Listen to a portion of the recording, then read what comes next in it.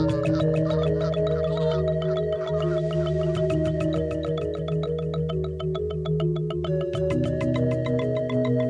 he comes. Yes! Lovely big mirror.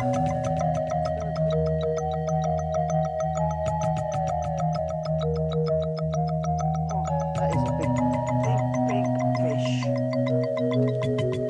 Probably nearer 10 pounds, that one. I thought it was about 6 or 7 pounds. It's probably nearer 10. Right in the side lip. Well, he's still not giving up. Absolutely full of energy, these. I'll try and lift it up. Lovely fish. Ever so. Absolutely beautiful. Look at that. The size of that. Pure muscle. Probably about 10 pounds. On the waggler, caught shallow.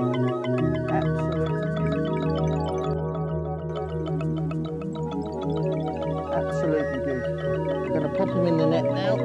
Just be ever so careful with them. Just don't want to mark them or anything. Just lower it in gently.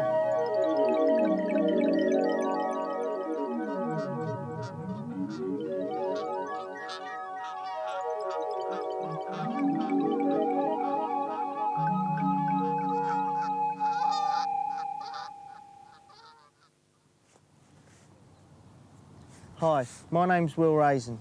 I'm currently an England international and also a consultant for Darwa, with over 20 match wins this season to my name. Whilst I'm not fishing, I also write for Advanced Pole Fishing. I'm here today at Gold Valley Lakes to show you how to catch carp on a waggler. Gold Valley Lakes are a complex of lakes that were originally a gravel diggings. When my family bought them 8 years ago, we decided to try and turn them into a carp fishery. By this, we actually drained the lakes, levelled the bottoms out, and stocked it with a prolific head of carp, roach, bream, tench, virtually everything that swims apart from predator fish. The lake I've chosen today is the Middle Lake, which is one of the shallowest ones on site and has been fishing very well over the last 2 or 3 weeks. We've had some very big competitions here, one of which was last weekend, which was the Ultimate League final, which I have to say I was disappointed not to win, as it was on my home ground. But after 2 matches I was winning it, and then everything just seemed to go wrong. I drew a bad peg, and just to give you some confidence, even I can't catch them sometimes, and I did no good at all. Like I say, there's a prolific head. They've just come over spawning, which means that they could be quite hard to catch. But I'm quite confident, sat on this peg, 75, it's one of my favourite pegs, and I think throughout the day we should have some encounters with some carp. What was an absolutely gorgeous day, it seems to have turned into a rather nasty one. There's quite a strong side wind just developed, and there's some rather dark clouds, and I've even just heard some thunder. So I'm not exactly sure what's going to happen with the fish or the camera crew for that. And I think it's time to maybe even put a coat on. Cool, this one's really going. It's right up. If this was a match, I think I'd be shouting to the chap 2 pegs up. It really is pulling. Just pulled the rod straight round. I just shallowed up a bit and cast out, and it pulled the rod straight round. Really is a big fish, and it's about 2 or 3 pegs to my left at the moment. So I've got my rod locked out, and I'm on a heavy line and a big hook, so there's a chance of getting it in, but you never know with these carp because they're so lively. They really do know how to fight. The water's ever so warm and the oxygen levels are high, and they just really have got so much energy, and when you hook a good one, you know that you've got it on. It's good fun. Just got to try and not go mad, not pull its head off, just go nice and gently, but at the same time exerting pressure just to try and wear it down. I've got to do something that I don't like to do now. It's swung right round. I'm just changing the angle of my rod, and there it is. It's on top. You can just see it coming up on top. It's a lovely big common. And it's not ready for the net yet. Yep, there it is. I'm just going to keep pulling. And he's there. Lovely big common.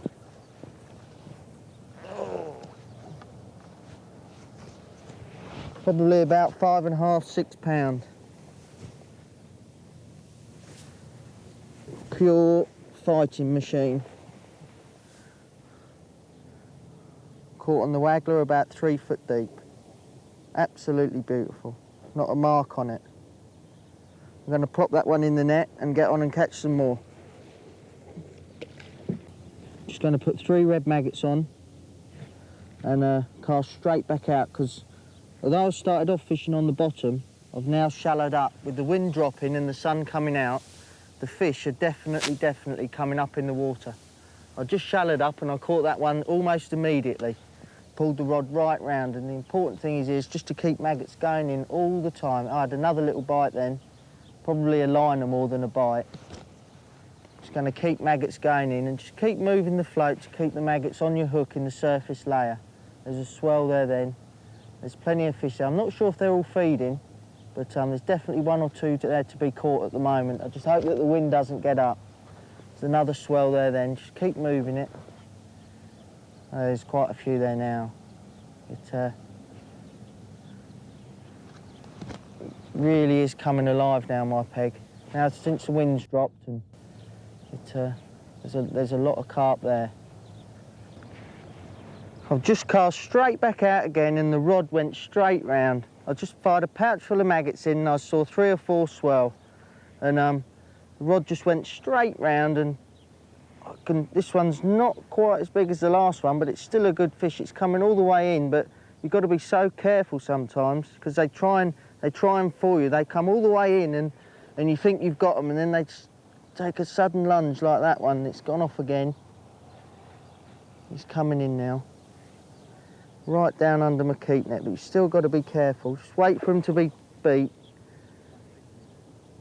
Don't rush, just wait, because they're all big fish, and that's another nice common up on top. And in the landing net. Probably about 4 pounds. Very nice fish. Still fighting in the landing net. Can be a job to get hold of sometimes.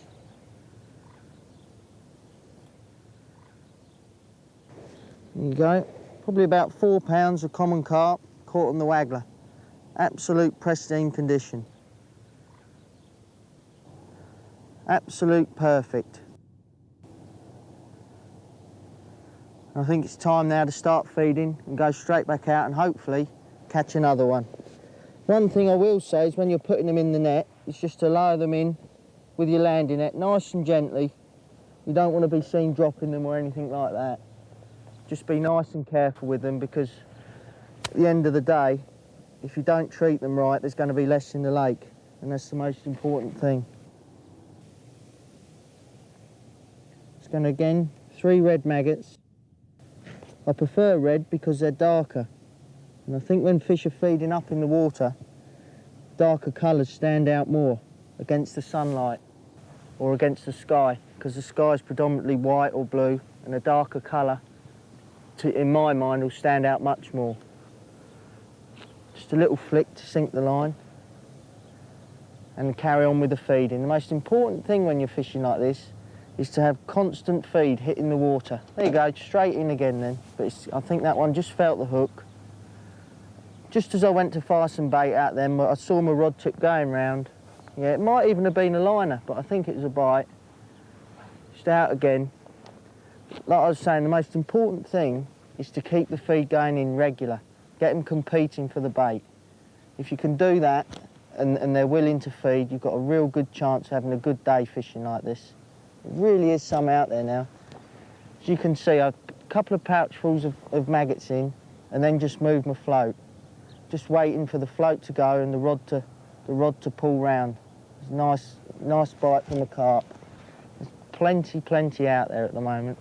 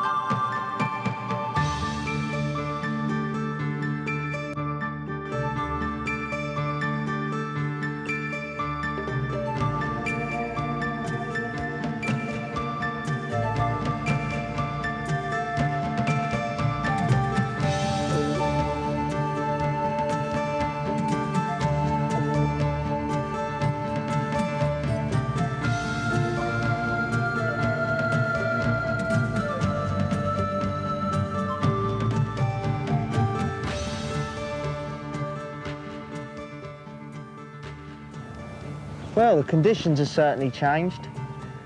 Here on peg 75 on the middle lake, a little while ago things were looking pretty gloomy, but the conditions are, there's a slight wind, the wind's died down, the sun's been out, and things are looking up. There's quite a few carp out there, and it's nice warm wind at the moment, and I think we're going to end up catching a few today.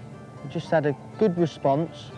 But when it was cold and the rain was coming down, there wasn't so many fish around. And since it's warmed up, there's swirls. I can see a swirl out there now, about 2 metres from my float. It really is starting to happen. It's not going to be too long before I think we start lining a few carp up. There you go, there's one on there now. It's just brightened up a little bit, and I'm immediately into one. I just cast my float out. Oh, yeah, it's a nice mirror by the look of it. Very nice fish. Still not giving up yet. Really isn't happy. There it goes again.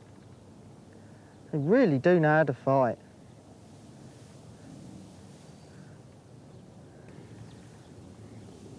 Just take your time and it's pointless rushing them because they're all nice fish and they're big fish. And you can see him down here now. He's still fighting. He's probably looking for somewhere just to try and snag me on a boulder or something. But I don't think that there's any in this peg. Got to be careful. He's right down here. Here he comes.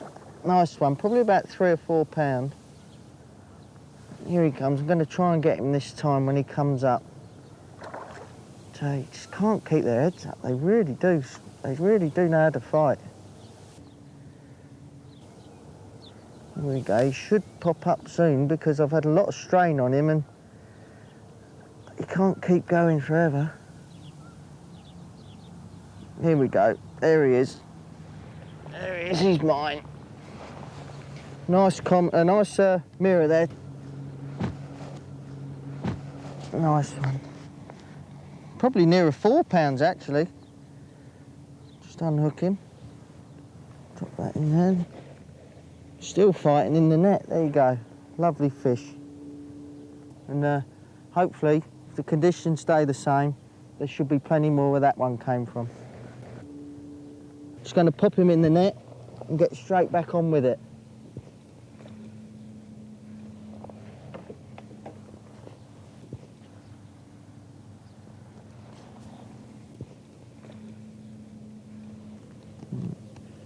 Going to put 3 red maggots on and whiz it straight back out there. Most important thing when you're fishing like this, especially with a wind like this, is to get your line sunk. Now a lot of people will cast past where they're actually fishing and then bring it back. But one of the things with this sort of fishing is that I've come to realise is the splash of your float can sometimes attract them. So when your actual float lands and you have to sink your line, you don't want to move your float that far away from where it's landed. So the little trick I've learned is just to whiz it out there like that, and as it lands, you just put your rod about a foot under the water and then a little flick like that, and all the line is immediately sunk. And that, to me, is the best way. Now, the float has probably only moved about a foot from where it landed. And now I know that immediately, without feeding, there's a little splash to attract a carp, and if I don't catch one like that, I can just move it into the feed. And that is definitely a very, very good tip for this sort of fishing.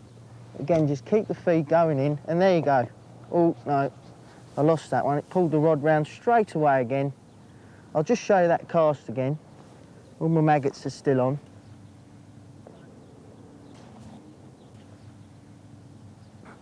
Cast out and just make sure the line's straight and a little flick like that. It does take a little bit of practice, but I can assure you, once you've got it right, you will not sink your line any other way. A lot of people will cast right out, put their rod under the water and have about 5 or 6 winds, and then you're nowhere near where that initial splash of your float was, and there could well have been a carp coming to that splash and you've missed out on it.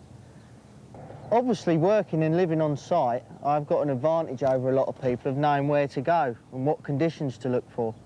The peg I've chosen today, which is 75, on the back bank of Middle, to me is probably one of the best waggler areas on the complex, let alone this lake. As you might be able to see, it's a nice straight bank, which means no one's got any advantages of being out on points and holding the fish out. Conditions I'd look for, if I was wanting to catch on a waggler like I am today, would be almost as it is now. Earlier, the wind was on and it was raining, and to catch shallow or deep on a waggler, that makes it very, very hard because your float's moving through, you can't feed that accurately, and it just makes it so, so hard.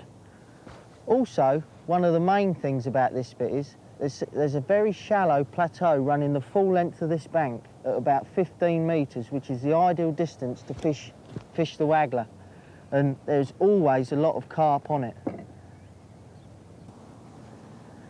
The one other thing that I would look for, not only on this water, on any water that I went to, if I'd never fished it before, if I'd fished it all the time, is to try and get in the middle of a bank. Don't go towards the corners or just out of a corner. The middle of a bank is always, for some reason, one of the best places. I think the carp run up and down the middle of the lake, and a very central point, you're more likely to catch them. And that is one other thing I would definitely look for. Of course, the only thing when you're fishing on your own on a bank like this is the wildlife. With constant feeding to try and get the carp in your peg, you end up with a situation like I've got, a family of 5 ducks. And it can be quite hard to gauge how many maggots to put in because, oh, there's a carp. Straight away. You might have noticed then that I have the back wind off, so the reel can't actually back wind, but I've got the clutch set so the fish can't break me. Main reason for this is that when I keep twitching my float, I don't have to worry about getting tangles around my reel. Because everything's locked apart from a forward movement, I can't get any tangles. And when you get a ferocious take like that one was, if you've got any sort of tangle around your reel, you'll end up with your line being snapped. And in a match, that can cost you the match, and even in just a pleasure day, it could cost you the biggest fish of the day. And a lot of anglers don't like to use a clutch, but I certainly do. Not necessarily when I'm actually playing them, but while I'm fishing for them. So if one takes it, the clutch is there just as like a safeguard.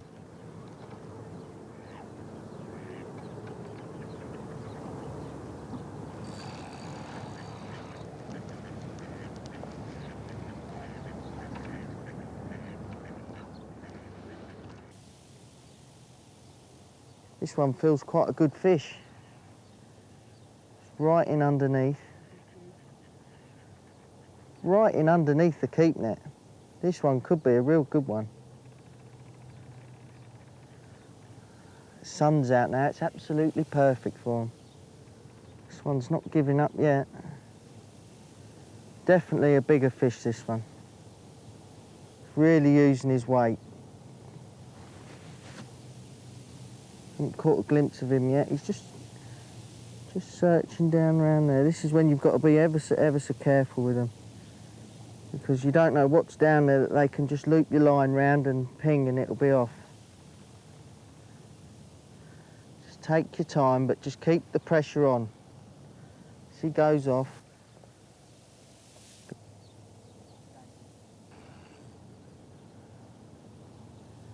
Here he comes. Yeah, it's definitely a bigger fish.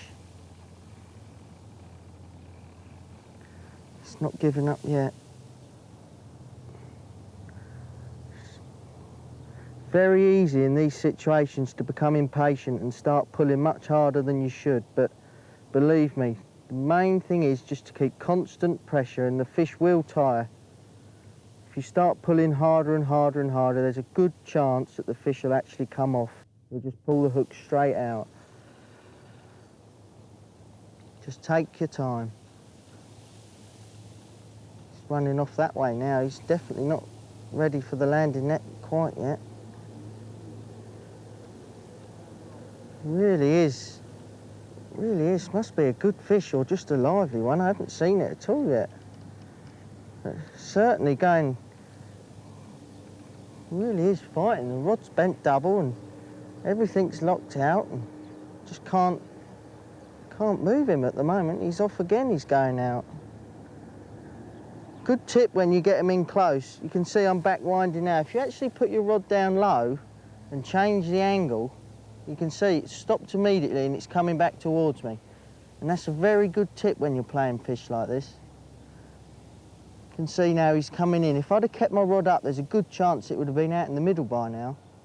And again, then you've got to start playing him all over again, but yeah, he's a good fish, this one, I'm sure of it. Really is. Either that or it's a real lively one. No, he's a good fish. Looks to be about 6 or 7 pounds.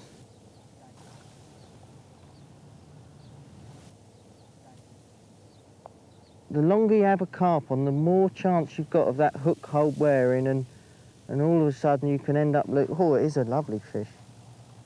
I see him down there now. It's about to, oh, look at the size of that one. It's not ready yet. Off again. If I was a little bit quicker then I could have scooped him out. As you can see, he's running off. Just put the rod down and immediately it's stopped. And I can start bringing it in again. The only time you have to be careful when you're doing that is when there's a lot of snags in close. Because bringing your rod down enables all your line to get... I'm just gonna... Oh, it is a lovely fish. Come on.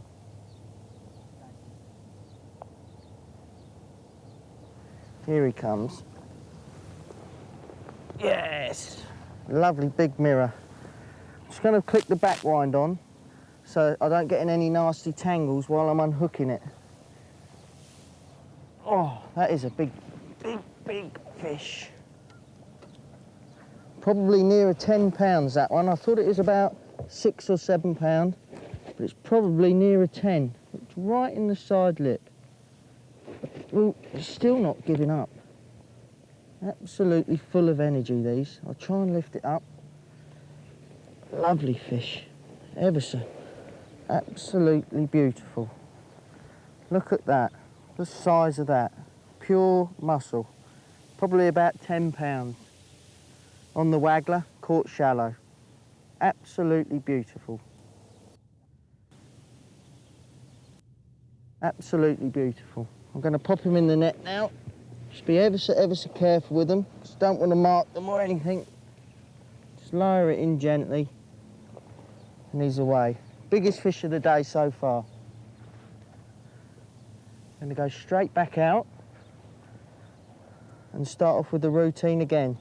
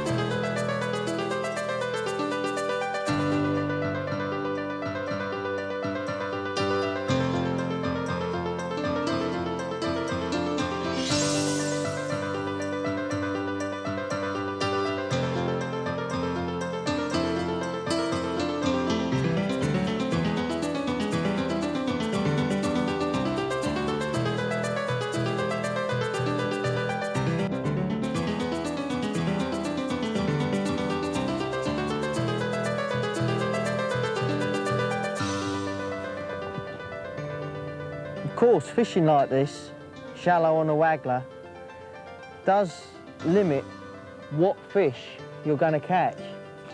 At the moment, fishing like this, if I caught anything other than a carp, I'd be really surprised. But if I was going to fish on the bottom on the same line, as there's such a big head of bream, tench and roach in here, I'd definitely be picking up one of those. And of course, it comes down to gambling. If you fish on the bottom, you're going to get plenty of fish, but they're not going to be anywhere near as big as the ones you catch on this. So in a match or any sort of competition, I'd be gambling and fishing for these bigger fish.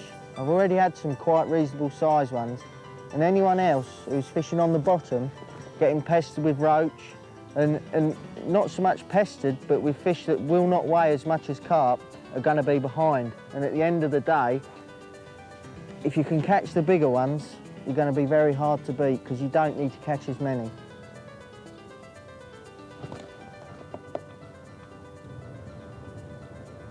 Yeah, this one's another good fish. I can feel it banging its head.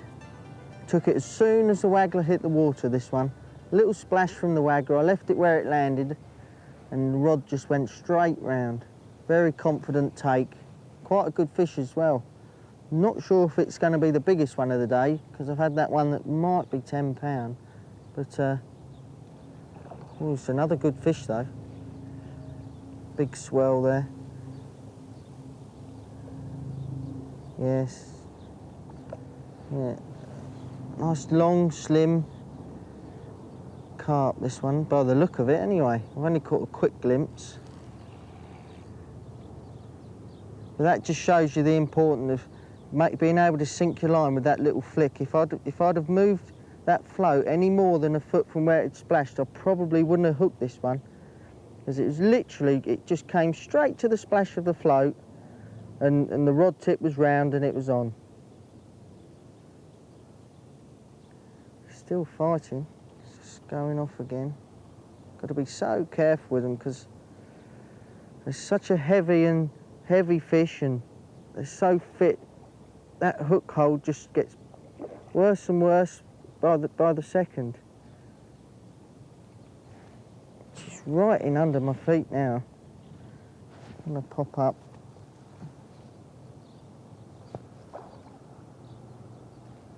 There we go. Just remember, it's just not a race. It's just to take your time. Make sure. It's off again though. It's not happy. Bit of luck here, pop his head up in a minute. Come on. Come on. Making my arm ache. He's off again. Just put the rod down just to stop him.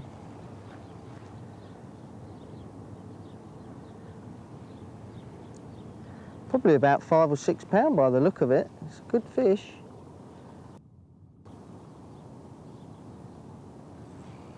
Considering the line and that I'm on, he really is putting up a fight. But, again, when you talk about trying to pick out the bigger ones and that, anyone that was fishing for anything other than carp up in the water today would find themselves seriously behind because they weigh so much. You don't have to catch as many and they're much bigger fish. And done right, they're not as hard to catch as some people think. Yes, another good fish, probably a little bit bigger than I thought again. Here he comes. Oh yeah, it's a lovely one. Nice long common.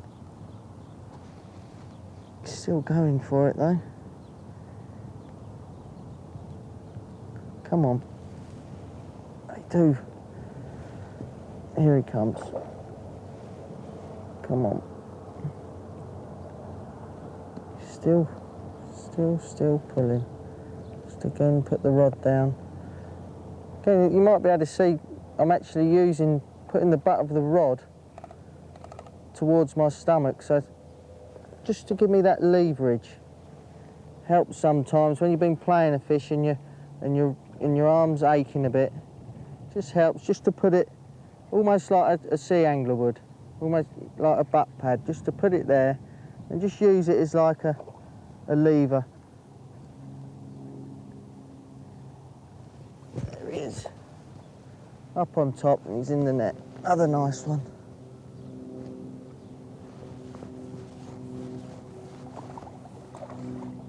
Still fighting in the net. Oops.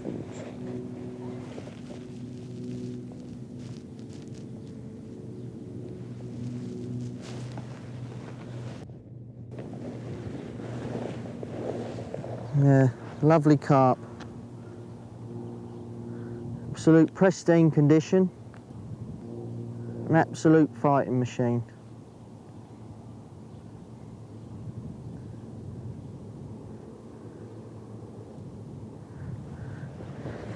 Getting nice and gently into the keep net. Just lowered in.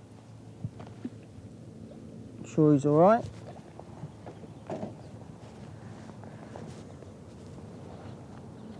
And out for the next one.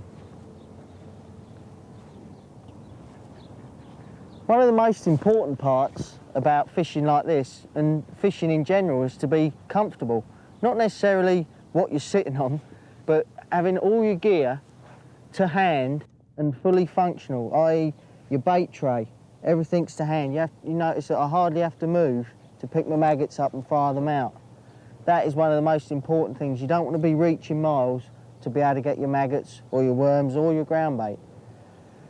Also, your keep nets.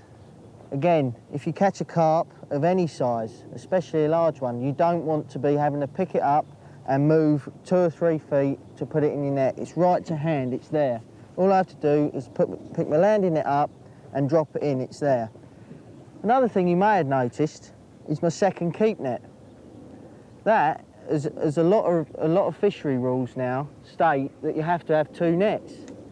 One for carp and the rest for silverfish or tench or anything that isn't really a carp. This is really just to protect them when weighing in, just to keep them separate, because if you get 5 or 6 large carp bouncing around on 5 or 6 small roach, obviously the roach are going to come off worse. And for the fishery, this is not good news. But again, they're both to hand, I don't have to move, there's no risk of me dropping a fish or anything. Another important part of your fishing tackle when fishing like this is your rod rest. As you might have noticed, my rod isn't pointing straight at my float. It's at a slight angle. This is so when I get a really vicious take, if it was pulling straight on my rod, the chances are every time it would snap my line. And in a match or pleasure fishing, it isn't good. So if you have it just to one angle, you'll find that as your rod goes, you've got the bend of the rod, almost like a shock absorber. And this will cut down on lost fish, and it will just help you to land more and more fish. But like I say, the most important thing is to be comfortable. Everything to hand, making sure that you don't have to reach or stretch or put fish in any danger at all. Everything must be to hand. I'm surrounded by all the stuff that I need, and if you get it like that, that's one of the most important things.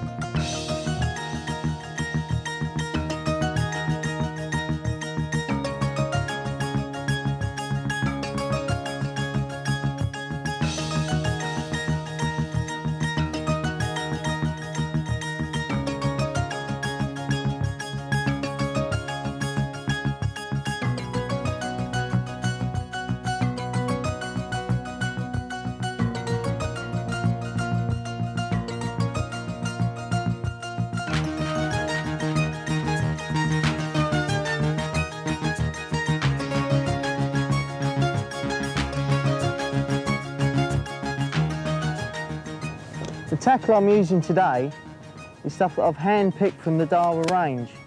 Although all their range is good, to fish for carp, you do need something that's much, much stronger. The rod I'm using today is a 13-foot Connoisseur Z match rod. This is the Power Special. It's much more powerful through the middle, which enables me, when I'm actually playing a carp in close, I can actually lift the fish and hold it there, which in a match when you need to get fishing rather quick is half the battle. The reel I'm using today, which is my particular favourite at the moment, is the new Daiwa 2500 IA. It really is a good reel. It's so small, I can control it with just one hand. And the clutch, which I like to fish with, is so smooth. Really, it's unbelievable. Virtually impossible to be broke with this clutch, providing it's set right. Really is a good bit of kit. The line that I've got on the reel is 8 pound Shinobi, which is actually 0.20, which may sound very, very heavy, but it is the same diameter as most 4 and 5 pound lines. And then coming down, the float is a Preston Tyson 4AA. It might sound a heavy float for these conditions, but the conditions can change. And let me tell you, it's always best to have a heavier float than you need, because you can still cast it out when the wind isn't strong, but if the wind happens to get up, you can still cast and fish how you have been. And I've just got 4 shots round, coming down. The main line is attached to the hook length by a double loop. Now the actual loop is tied a double loop itself, so there's a lot of strength and stretch there. Coming down, the hook length is the same line as the main line, Super Shinobi, but 1 strain lighter. This is the 018, which is still 6 pound. But if you were to compare this to most 4 pound lines, it still is very, very thin and supple. Coming down to the hook, I've got a size 14 Drennan feeder carp hook. Now, they're marketed as a feeder hook, but let me tell you, the actual shape and the strength of this hook is absolutely perfect for match carp fishing or any type of carp fishing. And at the moment, that is my favourite hook by a long, long way. While I'm on the subject of my actual tackle, what I'd like to do is show you how I plumb up. I'll put the plummet on. It's just a spring-loaded one. Now, I know this peg quite well, and I know it's probably about 4 foot deep, so I'm actually going to set it for what I think it is. Just move the shot up. Notice they slide. It's another thing while I'm here, you mustn't actually put your shot on too hard because you'll damage your line. If you see the line, there's no mark on it where that shot's been. Just move that one up. That one's a little bit loose, but that will slide okay. Right, so I've got my plummet on. I've got it set at the depth that I think it is. Now all I'm going to do is stand up with an underarm motion, put it out there. And if the float comes up, I know that I've got to go shallower. If it doesn't, I know I've got to go deeper. I just stand up and just a nice underarm, and that's out, right where I was been fishing. Now the float hasn't come up, so I know now that I'm too shallow, so I'm going to bring it in and just move it up. I know I'm not too far off. Just swing it in. I'll move it up about 6 inches.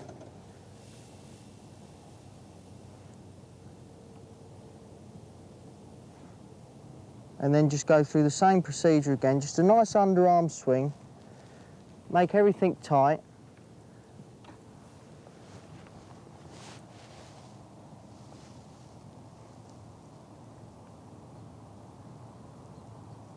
Just give it a couple of seconds to see if the float's going to come up.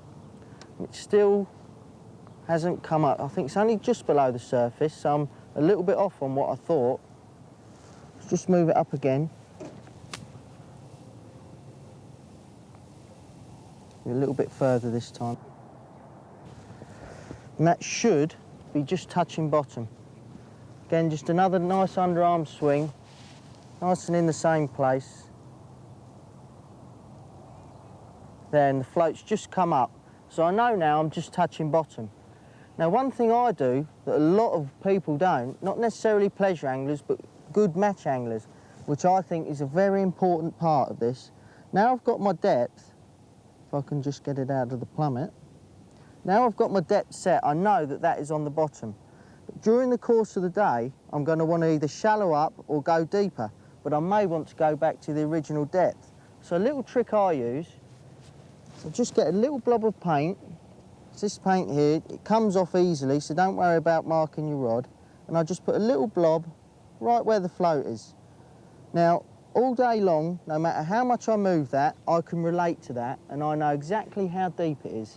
And that is one of the most important parts, because even when you're playing fish, if you have a carp come off in close, your float can move. And if you don't realise this, that can mean the difference between catching and not catching.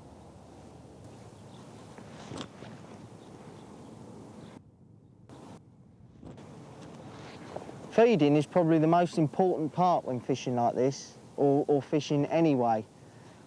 When you're fishing up in the water for carp, it's not necessarily the amount, but how often that you feed.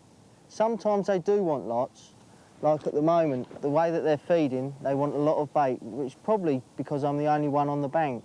But a lot of times, varying the amount of feed you put in. If you haven't got that many carp in your peg, obviously you don't want to be firing in 50 or 60 maggots every single chuck, or 3 or 4 times every single chuck. To get those few feeding quite confidently, 4 or 5 maggots might be better, or 6 or 7. But also, don't discount other baits like casters, hemp and worms. Worms is probably one of the best baits for carp, and yet not many people use them. But other baits like that will be for fishing more on the bottom. When you're fishing shallow, maggots is best, by a million miles. Maggots is the bait. But don't just go there and just lash in a pouch full every single chuck, because sometimes it just doesn't work like that. Just try varying it, put more in sometimes, and if you haven't got many in your peg, you can up your feed to try and pull them in your peg, and then when they're there, you can cut your feed down so you've got more chance of catching them. Main thing about carp fishing is feeding.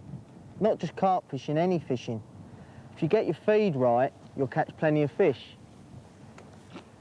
By this I mean, when I'm fishing like this, is to keep it going in regular, all the time. Not necessarily pouchfuls and pouchfuls, but just to keep it going in regular.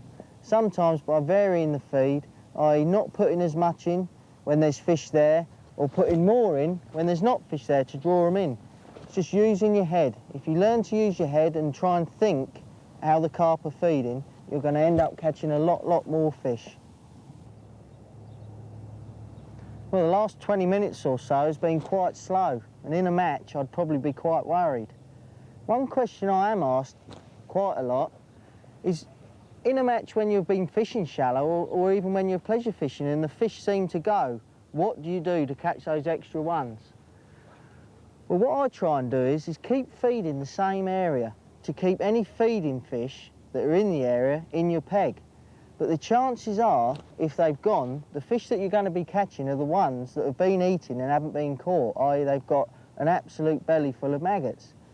Now, to do this, you're better off fishing where there's no bait going in, because a fish that is full up won't be anywhere near where there's a pile of maggots going in. So by that I mean casting your float past your bait, you might pick up an odd one that's swimming past, or even to the sides, you'll pick up an odd one. By doing this, you could get those extra few fish that could win you the match. Oh. Unbelievable. Just, again, as I've been saying, if I'd have moved the float, that carp would have come to the splash and there'd have been nothing there. But as it was, I've left it in the same place and the rod was just going off the rest. Literally, the float hadn't been in the water more than 4 seconds, probably 3 seconds, and the rod was right round. Feels quite a good fish as well.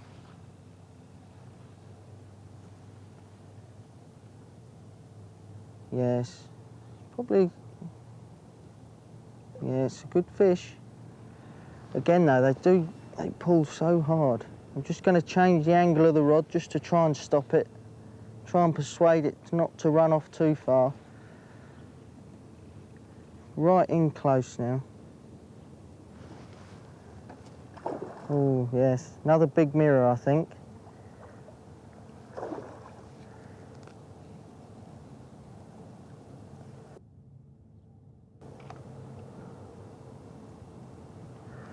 Here it comes.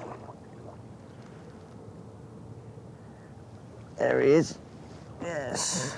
Not massive, but in a match I'd be very pleased with that at the end of the match, because sometimes they can just be that little bit harder to come by and still fighting in the net. Unbelievable the strength these carp have got. Right in the top lip, it was never ever going to come off. Quite a chunky one, this one. Absolute, probably about 5 pounds that one. Absolute solid muscle. It's just going to kick. I'll plop him back in the net, ever so gently again, just to stop them from hurting themselves or cutting themselves.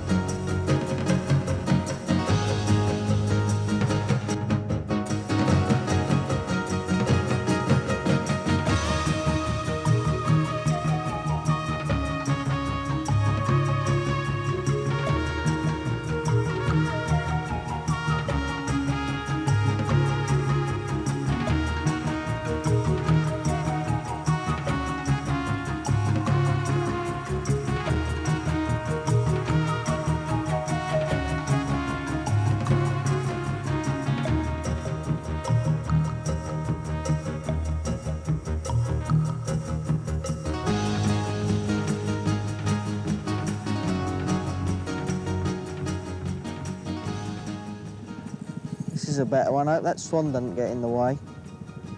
Sometimes they do when you drop maggots in the edge there. Oh, it's not that big.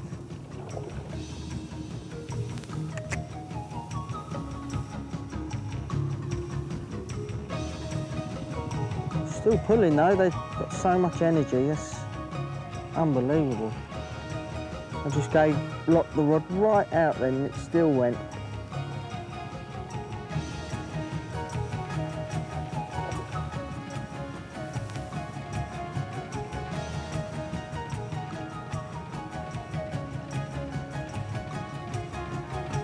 Another nice mirror. Still fighting.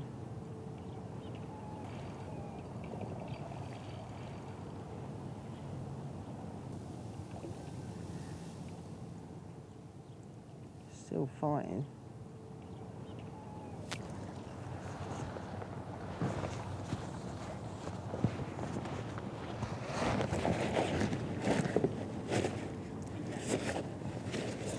Still fighting in the net. And another nice mirror. Not a mark on it. Probably about £5. Oh. When we started this morning, with rain, thunder, and worst of all, a blustery wind, I must admit I wasn't sure how the fishing would turn out. There are so many things you can prepare and have absolutely perfect, such as bait and tackle. But in the coarse fishing game, it pays to expect just every type of weather. Because one thing's for sure, you don't want it to stop you fishing. Today it certainly paid off. The wind quickly died down and the sun made a very welcome appearance. The fish that then followed have been fantastic. I would say I've got a total weight of about 50 pounds, made up of 12 carp, a mixture of mirrors and commons. I do hope you've enjoyed watching them come in. I've definitely enjoyed catching them. And with any luck, you've picked up a few new tricks and techniques that you'll be able to put into practice the next time you go out on the water. Right, let's see what we've caught. Got these new nets from Dial, which have a nice pull-through rim, which lets them go ever so safely. Oh, there's a good weight there. I'd have liked that yesterday. That would have been worth a lot of money in the match.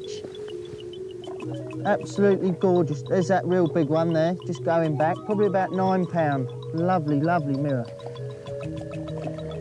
Absolutely brilliant day's fishing on the Waggler. That's what it's all about, a net full of fish. I just wish it was a match. Come on, out you come. Absolutely lovely day's fishing.